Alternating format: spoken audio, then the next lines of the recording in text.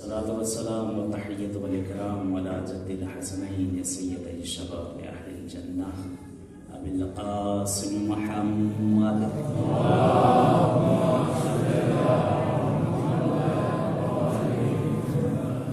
ولعنة الله على أعدائهم أجمعين من الآن إلى لقاء يوم الدين. أما بعد، قال إمام الرضا عليه الصلاة والسلام: لا يستكمل عبد حقيقة الإيمان حتى تكون فيه ثلاثة خصال: التفقه في الدين، وحسن التقدير في معيشته، والصبر على الرزايا. صلوات بج محمد وآل محمد.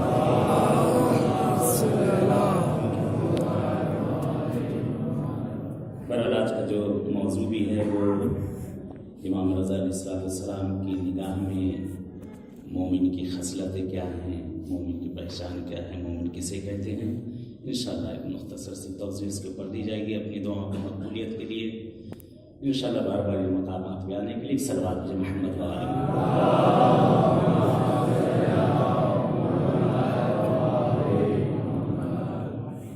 شکر معبود ادا کرتے ہیں، شکر منعم ہے کہ جس نے ہمیں اور آپ کو توفیق دی کہ بارگاہ امام رؤوف میں اس وقت ہم اور آپ سب حاضر ہوئے ہیں.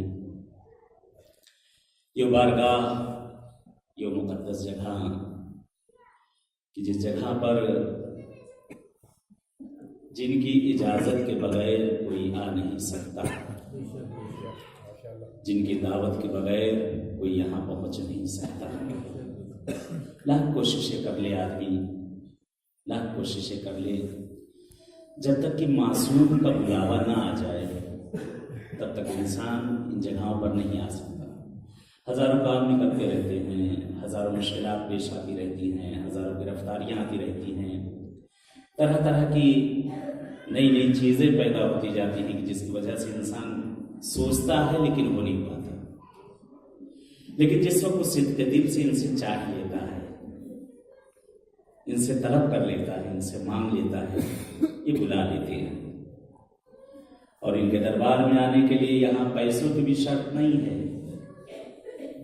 ایک سے ایک کھرب پتی، ارب پتی، ملیاردر، تریاردر کہ جن کو یہ بھی نہیں معلوم کہ میرے پاس کتنا ہے، وہ وہیں رہ جاتے ہیں. وہ بندہ کہ جس کے پاس ایک وقت کا کھانے کا نہیں ہوتا، علاج ہوتا. یہ طلب چاہیے، اصل طلب چاہیے. اور طلب اسی وقت ہوگی کہ جب ہماری طرف سے دل کی بھی طلب ہو. ادھر سے ہم بھی چاہیں، تالی ایک طرف سے نہیں بجتی ہے، تالی دونوں ہاتھوں سے بجتی ہے. جب دونوں طرف سے چاہت برابر، معصوم تو ہمیں چاہتے ہی ہیں، وہ تو ہمیں اور آپ کو چاہتے ہی ہیں، لیکن ہمارے لیے بھی شرط ہے کہ ہم بھی انہیں چاہیں. بہت پیاری حدیث ہے کہ جس میں مولانا امام رضا علیہ السلام نے مومن کی کچھ خصلتوں کو بیان کیا ہے کہ مومن کی پہچان کیا ہے، اس کی خصلت کیا ہے. کہ اس میں سے پہلی چیز مولا ارشاد فرماتے ہیں کہ التفقہ فی الدین، دین کے اندر جس مذہب پہ وہ چل رہا ہے اس میں تفقہ اور تلاش اس میں ضروری ہے. خدا کا شکر ہے کہ ہم مسلمان گھر میں پیدا ہو گئے، اور اس پر شکر یہ کہ بہرحال دین حقہ پر پیدا ہو گئے. لیکن یہی ہمارے لیے کافی نہیں ہوگا. اب جس گھر میں ہم پیدا ہوئے ہیں، جس دین پر ہم پیدا ہوئے ہیں، اس میں تفقہ کی ضرورت ہے، اس میں جستجو کی ضرورت ہے، اس میں سمجھنے کی ضرورت ہے. پیدا تو ہو گئے ہم مسلمان گھر میں، لیکن اسلام ہے کیا، اس کو بھی تو سمجھنا ہے. ہم مسلمان ہیں تو مسلمان کیوں ہیں، یہ اسلام کون سا دین ہے، یہ اسلام کہاں سے آیا، کس نے پہنچایا، کس نے زحمتیں کی. اب اس میں ہمیں تفقہ کرنا ہوگا، جستجو کرنا ہوگا. اس دین میں ہم کو جستجو، تلاش جتنا زیادہ کر سکتے ہیں وہ کرنا ہوگا.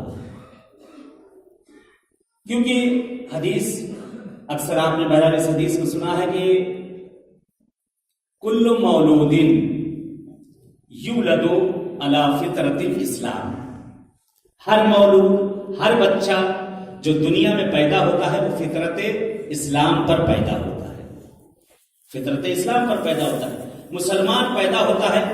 لیکن جس جگہ، جس ماحول میں، جس گھر میں وہ گیا، وہ وہاں کا ماحول، وہاں کی چیزیں اس میں ڈھلتی چلی گئی۔ اگر وہ بچہ خداوند عالم نے اس کو بھیجا تو تھا مسلمان، لیکن اگر کسی ہندو کے گھر میں وہ پیدا ہوا بچہ تو اسے جو وہاں ماحول ملا وہ اسی ماحول میں گھل مل گیا۔ کسی یہودی کے گھر پیدا ہوا تو وہاں وہ یہودی ہو گیا، کسی عیسائی کے گھر پیدا ہوا، کسی مجوسی کے گھر پیدا ہوا، اسی طرح کسی مسلمان کے گھر پیدا ہوا۔ اسے جیسا ماحول ملا، جیسی وہاں اسے صحبت ملی، اسی میں وہ گھلتا ملتا اور ڈھلتا چلا گیا۔ مولا فرماتے ہیں کہ دین میں تفقہ کی ضرورت ہے۔ اب جس مذہب پہ بھی انسان پیدا ہو، اللہ نے دیکھے عدل سے کام لیا ہے، انصاف سے کام لیا ہے۔ آپ کو بھی اگر اللہ نے 2 آنکھیں دی ہیں تو ہندو کو بھی 2 آنکھیں دی ہیں، اگر ہندو کو 2 آنکھیں دی ہیں تو یہودی کو بھی 2 آنکھیں دی ہیں، اگر یہودی کو 2 آنکھیں دی ہیں تو عیسائی کو بھی 2 آنکھیں دی ہیں۔ اللہ نے اپنی عدالت میں کمی نہیں کی کہ آپ مسلمان ہو گئے تو آپ کو 3 آنکھیں دے دی یا 1 کم کر دی۔ زیادہ ہو گئے جاتی تب بھی ہمارے لیے مصیبت، کم ہو جاتی تب بھی مصیبت۔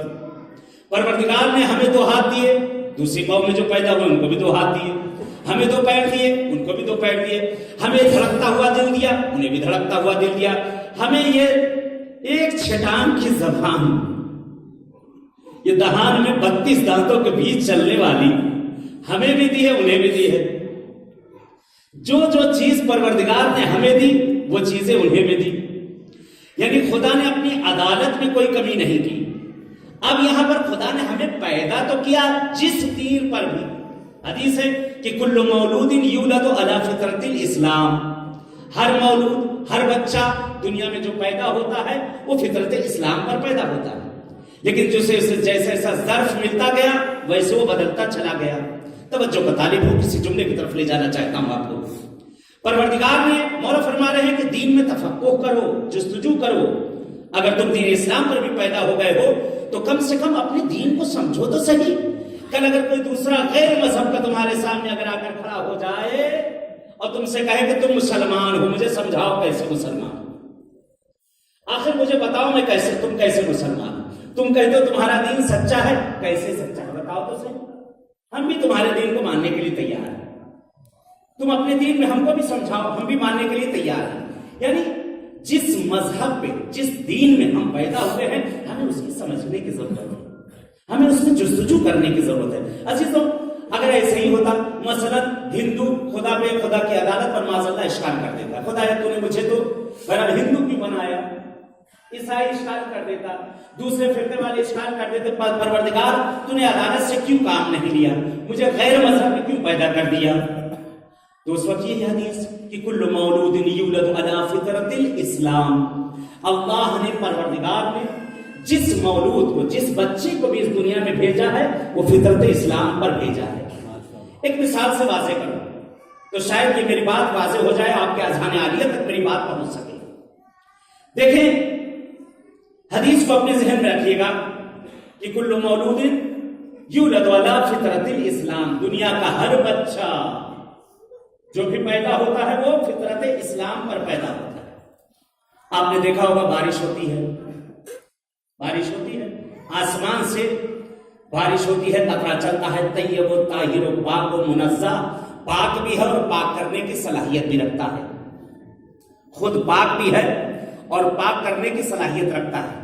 قطرہ آسمان سے چلا زمین کی طرف، اگر یہ قطرہ زمین پر پہنچا، خشک اور بنجر زمین پر گرا، اسے اس نے سیراب کر دیا۔ یہ قطرہ اگر درختوں کے اوپر گرا تو اس میں ہریالی لے آیا، یہ قطرہ اگر صحرا میں گرا تو اسے آباد کر دیا، یہ قطرہ اگر پہاڑوں پہ گرا تو اس میں شادابی پیدا کر دی، یہ قطرہ اگر پھولوں پہ گرا تو ان پھولوں میں اس نے چمک پیدا کر دی، یہ قطرہ اگر کسی کلی پر پڑا تو اس کلی کو اس نے کھول کر اس کو گل بنا دیا۔ یہ قطرہ چلتا رہا، قطرہ وہی قطرہ ہے، قطرے میں کوئی فرق نہیں آیا، آسمان سے قطرہ ایک ہی چلا تھا۔ اب یہ قطرہ اگر کسی دریا میں گیا تو پانی مل کر پانی بن گیا. یہ قطرہ اگر کسی سمندر میں گیا تو اس میں سے طغیانی پیدا کر دی. یہ قطرہ اگر کسی جھیل میں گیا تو اس میں سے مٹھاس پیدا کر دی. یہ قطرہ وہی قطرہ ہے اگر کسی کیچڑ میں گیا تو جا کر کیچڑ بن گیا. یہی قطرہ اگر کسی جگہ پر کوئی صدف اپنا منہ کھولے ہوئے ہو اور یہ قطرہ اگر اس میں گر جائے تو موتی بن جاتا ہے. میں کیا عرض کرنا چاہ رہا ہوں؟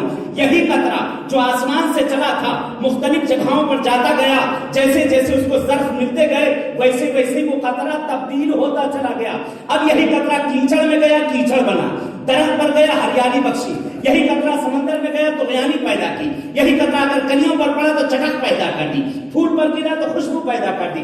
یہی قطرہ جو آسمان سے چلا تھا اگر کسی جگہ پر کوئی صدف اگر منہ کھولے ہوئے ہے اور اس میں یہ قطرہ گرا تو موتی بنا دیا. یہی قطرہ اگر کسی جگہ پر سانپ اپنے پھن کو کاڑھے ہوئے ہے اگر اس میں گرا تو جا کر زہر بنا دیا. قطرے میں کوئی فرق نہیں ہے. تو سمجھ میں آ گیا کہ پروردگار اے میرے پالنے والے، تو نے اپنی عدالت میں کوئی ذرہ برابر کمی نہیں کی تھی. اس لیے کہ کلو مولود یولد علی فطرت الاسلام، ہر وہ بچہ جو کہ اس دنیا میں آیا تھا فطرت اسلام پر آیا تھا. وہ ہندو کے گھر گیا تو ہندو بنا، عیسائی کے گھر گیا تو عیسائی بنا، مسلمان کے گھر گیا تو مسلمان بن گیا. ایک صلوات بھیج محمد و آل محمد.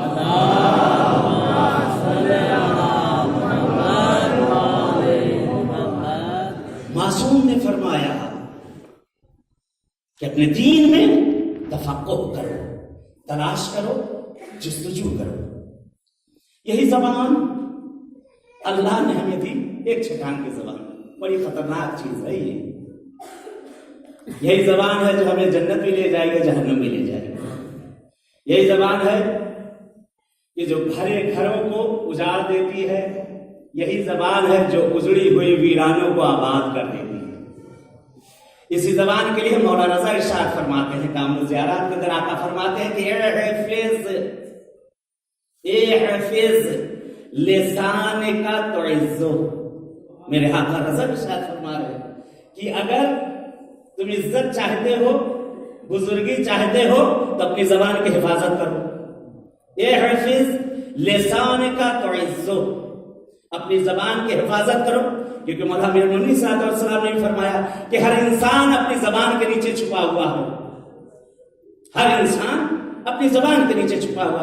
آپ بیٹھے رہے نہ بولے، آپ کو کوئی نہیں جانے گا کون ہے، لیکن جہاں آپ نے بولنا شروع کیا پتہ چل جائے گا یہ شیر ہے یا سوا شیر ہے. ساری چیزیں سامنے آ جائیں گی.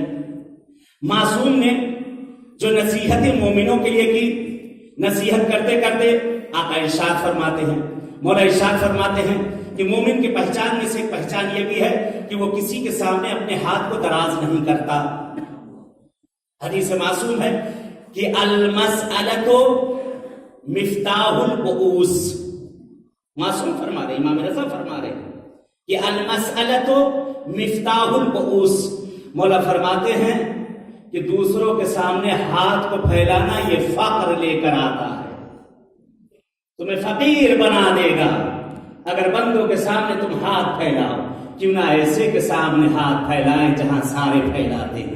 ایک صلوات بھیجے محمد اور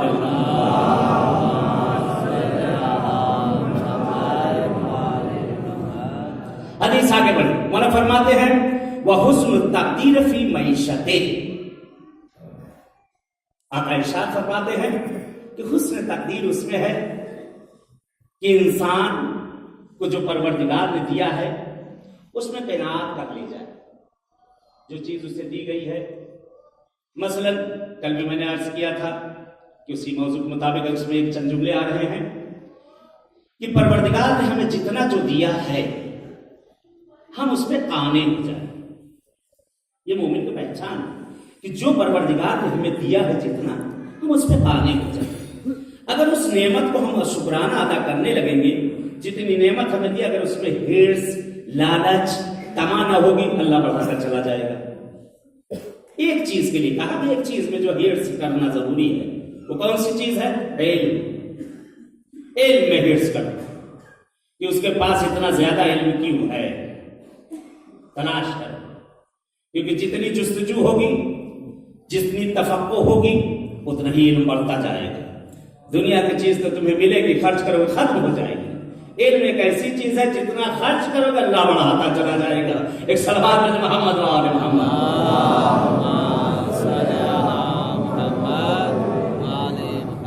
تیسری چیز مولا ارشاد فرماتے ہیں کہ والصبر علی الرزایا،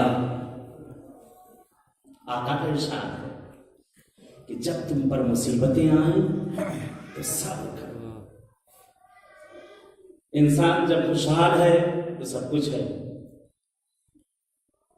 لیکن جب انسان پہ ذرا سا مصیبت آنا شروع ہو جاتی ہے تو انسان بکھلا جاتا ہے۔ بعض تو ایسے ہیں کہ جو بے دین ہونے لگتے ہیں، خدایا کیا میں ہی سب کچھ ہوں؟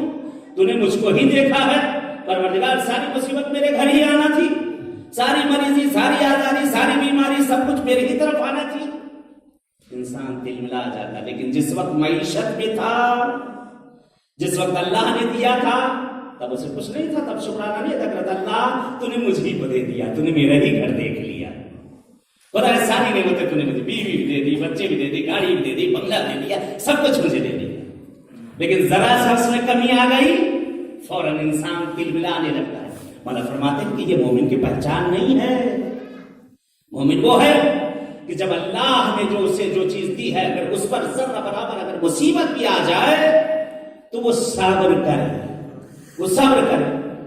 اب اس کے بعد انسان صبر کر رہا ہے، پھر بھی مصیبتوں میں گھرا ہوا ہے، تو معصوم نے پھر ارشاد فرمایا، حدیث آگے بڑھی، مولا فرماتے ہیں اذا نزلت، آقا کی حدیث ہے، اذا نزلت بکم شدائد فاستغیثوا بنا۔ مولا کا ارشاد ہے، مولا فرماتے ہیں اے میرے چاہنے والوں، اے مجھ سے محبت کرنے والوں، تم دنیا کے کسی بھی خطے میں کیوں نہ ہو، کہیں بھی کیوں نہ ہو، اذا نزلت بکم شدائد، جب تم پر شدتیں آنے لگیں، جب تم پر مصیبتیں آنے لگیں، جب ہر طرف سے تم مصیبتوں میں گھر جاؤ تو کیوں پریشان ہوتے ہو؟ کیوں پریشان ہوتے ہو؟ اذا نزلت بکم شدائد، یعنی جس وقت ساری مریضی، ساری بیماری، ساری آزاری، سارا درد، سب کچھ ہمارا ہی گھر دیکھ لے، سارا محلہ چھوڑ کے وہ ساری مصیبت ہمارے ہی گھر آ جائے، تو مولا کہتے کیوں پریشان ہوتے ہو؟ اذا نزلت بکم شدائد، جس وقت تم پر شدتیں آ رہی ہیں، جمع ہے، جس وقت تم پہ شدتیں آ رہی ہیں، مصیبت ایک ساتھ ایک کے بعد ایک مصیبت ہے، جب مصیبت آتی ہے تو ایک کے پیچھے ایک اور لگی رہتی ہے، مولا فرماتے تو کیوں گھبراتے ہو؟ اذا نزلت بکم شدائد فاستغیثوا بنا، مولا فرماتے ہیں کہ تم ہم سے استغاثہ تو کر کے دیکھو۔ مولا رضا کا جملہ ہے، مولا کہتے تم ہم سے استغاثہ تو کر کے دیکھو، ہم تمہاری مشکل کو دور کریں گے، ہم تمہاری پریشانی کو دور کریں گے۔ ایک مرتبہ ہم سے استغاثہ تو کرو، ہم سے مانگ کے تو دیکھو، ہم سے طلب کر کے تو دیکھو، تم کہو تو صحیح ہم سے، ہم اہل بیت تمہاری مشکلوں گرفتاریوں کو دور کریں گے۔ وہ اور ہوں گے جو دروں کے محتاج ہوتے ہیں، ہم وہ قوم ایک ایسی قوم ہے کہ جس کے پاس ایک نہیں بلکہ 5، 12، 14 دروازے ہیں، جو پہلے سے چاہے گا وہی آخری بھی دیتا نظر آئے گا۔ ایک صلوات ہے محمد و آل محمد۔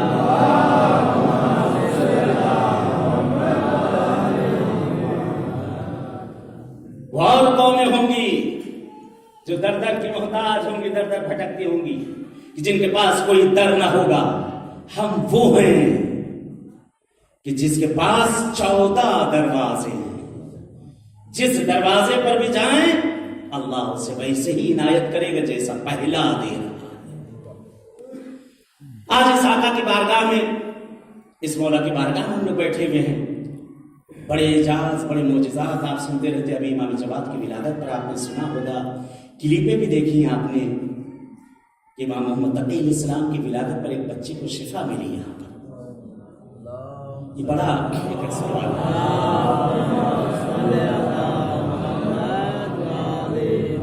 ایک اس سے بہتر سلوات ہے جو محمد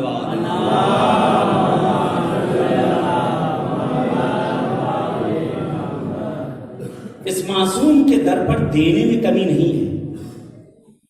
یہ معصوم جو چاہیں گے عنایت کر دیں گے۔ اس معصوم کے ہاں آنے کے لیے، جیسا کہ میں نے عرض کیا، اس بارگاہ معصوم میں پیسے کی شرط نہیں، یہاں بلاوا ہونا چاہیے۔ چلیے چند وقت، 15 منٹ میرے پاس بچا ہوا ہے، معصوم، اس بارگاہ معصوم کا ایک زندہ واقعہ سنیں۔ ہمارے استاد خدا غنی کی رحمت کرے ایت اللہ شیخ شبیر حسن نجفی صاحب کے لوگ جانتے ہیں، اور برادران اس وقت بیٹھے ہوئے ہیں یہاں پر، جو زمانہ ان کو یاد ہوگا، کہ جن کو شیخ الحدیث کہا جاتا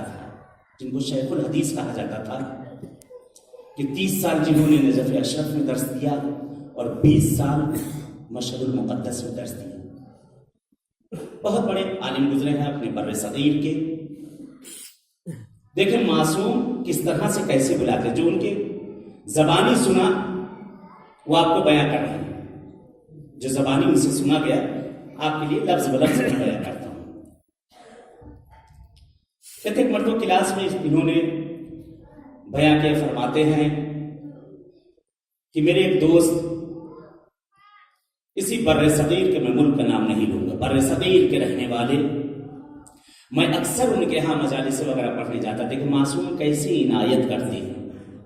کہتے میں ان کے ہاں اکثر مجالس وغیرہ پڑھنے جاتا تھا، اور وہ سال میں ایک مرتبہ یہاں مولا کی زیارت کے لیے آتے، تقریباً 10 سال سے وہ زیارت کے لیے اس جگہ پہ آ رہے تھے، ہر لفظ پہ توجہ کا طالب، یہاں زیارت کے لیے آیا کرتے تھے وہ۔ کہتے ایک مرتبہ وہ زیارت کے لیے آئے اور انہوں نے مجھے فون کیا، بہت گھبرائے ہوئے، بہت پریشان، آواز میں ایسا لگ رہا تھا کہ دونوں گریہ کر رہے ہیں، زور شبرائے ہوئے۔ یہیں پر ایک ہوٹل ہے چوراہے پہ جس کا نام ہوٹل اٹلس کر کے ہے، فلکیات کے اوپر۔ کہتے ان کے دوست نے فون کیا، کہا قبلہ ہو سکتا ہے کہ آپ میرے پاس آ جائیں اس وقت؟ تو کہا اس وقت رات کا ٹائم، اس وقت کہاں؟ قبلہ اگر ہو سکے تو چلے آئے۔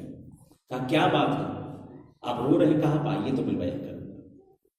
کہتے بہرحال وہ آئے، پہنچے ان کے روم میں، کیا دیکھا کہ میاں بیوی رو رو کر جان دیے پڑے ہیں، زن و شوہر رو رو کر جان دیے پڑے ہیں، آنکھیں سرخ ہو رہی ہیں رو رو کر۔ کیا بات ہے؟ گھبرا گئے کہ کیا کوئی اتفاق ہو گیا، کیا ہو گیا؟ کہا بہت بڑا اتفاق ہو گیا۔ کہا یہ بتائیے آپ کہ مجھ کو چند سال سے آپ یہاں مشہد میں دیکھ رہے ہیں؟ کہا لگ بھگ 10 سال سے اوپر ہو گیا، تقریباً 10 سال سے میں تم یہاں پر دیکھ رہا ہوں۔ کہا اگر میں آپ کو کچھ کہوں گا تو آپ برا تو نہیں مانیں گے؟ کہا نہیں میں برا نہیں مانوں، بتاؤ بات کیا ہے؟ کہا قبلہ یہ دیکھیں سامنے کھڑکی ہے اور مولا کا روضہ نظر آ رہا ہے۔ کہا ہاں مولا کا نظر آ رہا ہے۔ کہا اس مولا کو میں گواہ کہہ کے کہتا ہوں جس کی بارگاہ میں میں آیا ہوں، 10 سال سے اوپر مجھے ہو گیا، ہم زن و شوہر آ رہے ہیں، لیکن ایک مرتبہ ہمیں توفیق نہ ہوئی کہ مولا کے حرم میں ہم جا سکیں۔ اللہ اکبر، اللہ اکبر۔ کہتے قبلہ کہ جس وقت انہوں نے یہ بیان کیا میرے جسم کے روئیں سیخ ہو گئے۔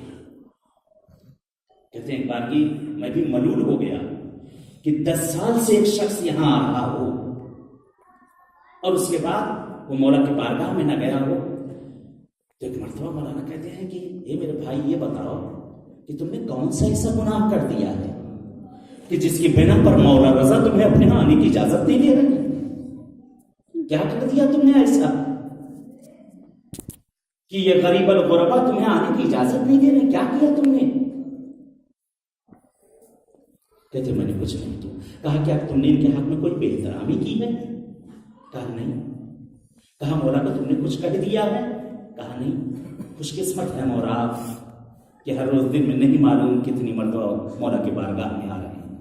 ناز کریں اپنی قسمت پہ کہ اس بارگاہ میں یہاں آنے کے بعد ہم لوگ نہیں معلوم کتنی مرتبہ حاضری دیتے ہیں۔ اس واقعے میں یہاں پہ رکتے حدیث معصوم میں مولا فرماتے ہیں کہ من زارنی عارفا بحقی انا ازورک ثلاثۃ مقام، اولہ فی القبر والثانی علی الصراط والثالث یوم الجزاء یوم الحساب یوم العقاب۔ معصوم کی حدیث ہے جن کی بارگاہ میں ہم لوگ بیٹھے، مولا فرماتے ہیں کہ جو شخص بھی میری زیارت کے لیے آتا ہے، مجھ غریب کی زیارت کے لیے، میں رضا وعدہ کرتا ہوں، من زارنی عارفا بحقی انا ازورک ثلاثۃ مقام، میں اس کی 3 جگہ پہ، تم میری ایک زیارت کو آؤ گے، ایک مرتبہ تم میری زیارت کرو گے، میں رضا وعدہ کرتا ہوں کہ میں تمہاری 3 جگہ زیارت کے لیے آؤں گا۔ اولہ فی القبر، والثانی علی الصراط والثالث یوم الجزاء. جس دن پہلے دن تم قبر میں رکھے جاؤ گے، میں اس وقت تمہاری زیارت کے لیے آؤں گا. سب تمہیں چھوڑ کے چلے گئے ہوں گے، میں تمہیں نہیں چھوڑوں گا. تم جتنی مرتبہ میری زیارت کے لیے آئے، مگر دن میں تم 1000 مرتبہ بھی میرے پاس آؤ گے، میں 1000 مرتبہ تمہاری قبر میں آؤں گا. دوسرا مرحلہ پل صراط پر میں آ کر اپنے زائر کو وہاں سے پار کراؤں گا. تیسرا مرحلہ جس وقت تمہارے نامہ اعمال تمہارے ہاتھوں میں دیے جائیں گے، مولا کہتے ہیں اس وقت میں نامہ اعمال کو لے کر تمہاری بخشش کے لیے میں کھڑا ہوں گا. اس وقت کہتے ہیں مولانا نے کہا ایسا ہے، بتاؤ میرے بھائی کیا کیا تم لوگوں نے، کون سا ایسا گناہ کر دیا کہ جس کی وجہ سے مولا رضا تمہیں اجازت نہیں دے رہے. کہتے میاں بیوی نے بہت سوچا کچھ یاد آیا. بیوی ایک مرتبہ کہتی ہاں ہم لوگ جس وقت مولا رضا کی زیارت کا ہم لوگوں نے ارادہ کیا تھا، آقا کی زیارت کا ہم نے ارادہ کیا تھا، تو میرے شوہر نے کہا، میں نے اپنے شوہر سے کہا کہ ہم لوگ سب سے پہلے زیارت مولا امام رضا علیہ السلام کی چلتے ہیں. تو شوہر نے کہا کہ اللہ نے ہمیں پیسہ بہت دیا ہے، اللہ نے ہمیں دولت بہت دی ہے، مشقت نزدیک ہے، جب چاہیں گے مولا رضا کے پاس چلے جائیں گے، پہلے چلو آقا حسین کی زیارت کے لیے چلتے ہیں. کہتے غضب کر دیا تم نے، مولا کو پیسوں سے تول دیا. تم نے آقا رضا کو اپنے پیسوں سے تول دیا، اپنے پیسوں سے، کہ ہمیں مولا نے بہت پیسہ دیا، جب چاہیں گے ہم مولا رضا کی زیارت کر لیں گے. تمہاری چاہت کے اوپر ہے، جب ہم چاہیں مولا کی بارگاہ میں چلے آئیں، جب چاہیں مولا رضا کے پاس ہم پہنچ جائیں. کہتے ہیں کہیں ایسا نہ ہو اس غریب کو تیرا یہی جملہ برا نہ لگ گیا. کہتے مولانا 10 سال بیت گئے، ہم لوگ آتے ہیں، ایک دن یا 2 دن کی کوئی ایسی مریضی یا بیماری یا کوئی ایسا کام پیش آ جاتا ہے جس کی وجہ سے ہم یہیں سے واپس چلے جاتے ہیں، اسی کھڑکی سے مولا کی زیارت کرتے چلے جاتے ہیں. مولانا میرا کلیجہ پھٹ رہا ہے، آقا رضا کی زری کیسی ہے، آقا کے حرم کے اندر کا ماحول کیسا ہے، مجھ پہ کرم کر دے، بتا دے کہ میں مولا رضا کی کیسی زیارت کے لیے جاؤں. کہتے ایک مرتبہ قبلہ نے کہتے میں نے اپنے سر کو جھکایا، میں نے کہا کہ جو میں کہوں گا تم کرو گے؟ کہا ہاں مولانا آپ جو کہیں گے میں کرنے کے لیے تیار ہوں. کہتے قبلہ فرماتے ہیں کہ دیکھو جس معصوم کی بھی بارگاہ میں جاؤ، اگر اس معصوم کو 3 واسطے دے دو اور اس معصوم سے اگر وہ چیز طلب کر لو، اگر نہ بھی دینا چاہے تو دے دیا کرتے ہیں. کہا جس معصوم کی بھی بارگاہ میں جانا، سب سے پہلے ان کو ان کی دادی زہرا کے شکستہ پہلو ہے.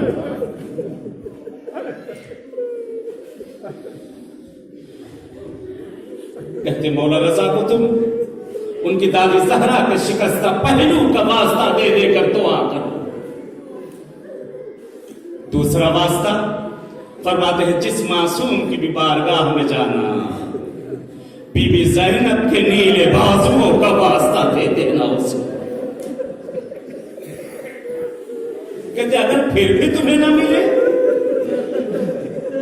اگر پھر بھی تمہاری وہ حاجت نہ ملے،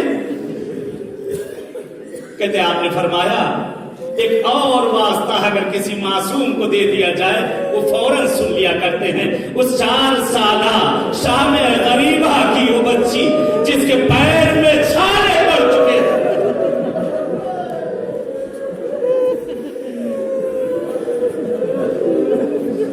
کہتے چھوٹی شہزادی کا واسطہ دے کر جو ہے مانگ لیا. کہتے مولانا کہہ کے چلے گئے. ہم زن و شوہر کھڑکی کے سامنے بیٹھے اور مولا رضا سے رو رو کر آقا کو واسطہ دینا شروع. آقا آپ کو آپ کی جدہ زہرا کا واسطہ، اے مولا آپ کو آپ کی پھوپھی زینب کے نیلے بازوؤں کا واسطہ، اے آقا آپ کو سکینہ کے پیر میں پڑے چھالوں کا واسطہ. مولا بلا لو ہمیں، آقا مولا ہمیں اپنے پاس بلا لو. اے مولا یہ بھی میری ماں اور بہنیں زائر آئے ہیں، سب آپ کی بارگاہ ہمیں التجا لے کر آئے ہیں، آقا ہم پر بھی ایک نظر کرم کر دو مولا. کہتے ہم لوگ دعا کرتے کرتے صبح کے ٹائم پھر میرے پاس فون آیا. صبح کے ٹائم پھر میرے پاس فون آیا. کہا مولانا کہتے بہت سویرے سویرے میرے پاس فون آیا, میں گھبرا گیا, کیا بات ہے؟ کہا کہ بلا چلے آئیے ابھی. کہا خیر کہانی, چلے آئیے. کہتے بہرحال میں صبح بھاگا بھاگا پھر ان کے پاس پہنچا. کہتے جی میں نے جا کر اوپر کمرے میں دیکھا تو میاں بیوی پھر گریا کر رہے ہیں, پھر رو رہے میاں بیوی. میں نے پوچھا کیا بات ہے؟ کہتے ایک مرتبہ مولانا کے سینے سے چمٹ کے ان کے دوست بہت گریا کرنے لگے. کہنے لگا مولانا آقا نے ہماری فریاد کو سن لیا. کہتے جب آپ گئے تھے, آپ کے جانے کے بعد ابھی کچھ دیر گزری تھی کہ ایک حرم کا خادم نیچے آیا جس کے سر پہ نہ ٹوپی تھی نہ پیر میں نالین تھی. وہ بھاگا بھاگا یہاں آ کر نیچے پوچھتا ہے کہ فلاں کمرے میں کیا فلاں نام کے کوئی زن و شوہر یہاں آئے ہیں؟ کہا ہاں, لیکن بتائیں آپ اس طرح سے. کہا کچھ نہیں, پہلے بتاؤ کہ وہ ہے کہاں آخر. کہتے ہیں وہ خادم میرے پاس آیا اور آنے کے بعد میرے سینے سے اس کو اپنے سینے سے مجھ کو لگا کر کہتا ہے اے میرے بھائی, جو تو ابھی دعا کر رہا تھا رک جا اس دعا پر, مجھے مولا رضا نے بھیجا ہے. میں ابھی سو رہا تھا, میں نے خواب میں دیکھا میرا مولا آیا ہے, نہ سر پہ امامہ ہے نہ پیر میں نالین ہے. میرا مولا پریشان ہے اور کہہ رہا جلدی کرو, جاؤ فلاں جگہ پہ میرا ظاہر ہے.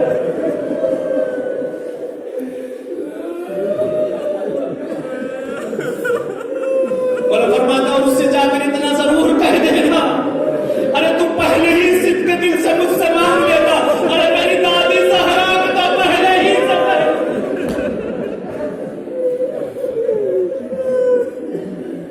اے مولا رضا, ہم بھی آپ کی بارگاہ میں آئے ہیں, بڑی حاجت لے کر آئے ہیں, بڑی مشکل اور گرفتاریوں میں آئے ہیں. اے آقا ہم پہ بھی نظر عنایت کر دو اپنی دادی کے ساتھ.